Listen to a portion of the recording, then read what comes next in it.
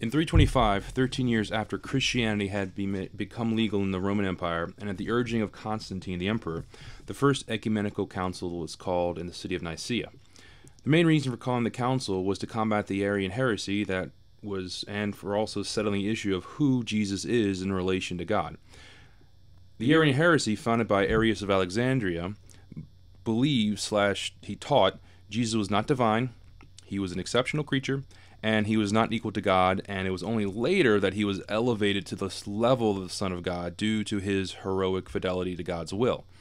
This is a serious threat to Christianity because it denied a number of core doctrines for Christians. First, it denies the Trinity, and it's also going to deny how man is redeemed, the redemption of man by God. Now, Arianism was causing a major split in the church and much confusion. St. Jerome said that the whole world groaned and marveled to find itself Arian. And over time, the Arians became more bold and started using every tool at their disposal to convince others to follow the teachings of Arius. They used threats, beatings, exiles, and even murder. Now, at the council, Constantine would play a key role as a peacemaker and moderator between both the Arians and the Catholic Church.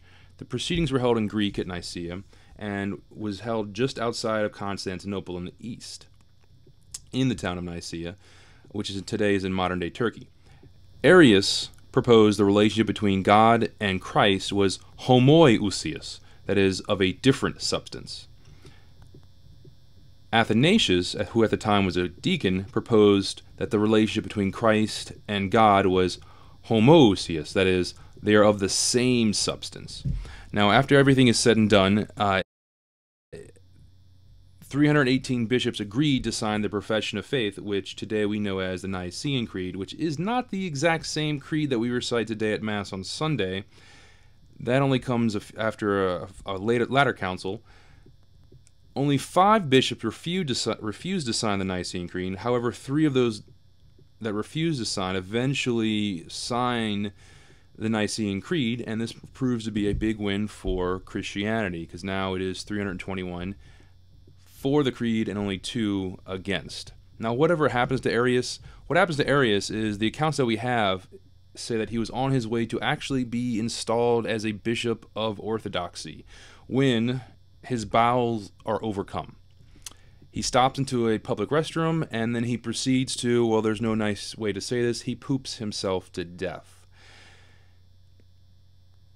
So over time, he became the butt of many jokes, this experience, and eventually a supporter of Arius was fed up with all the jokes. He purchases the bathroom and has it torn down.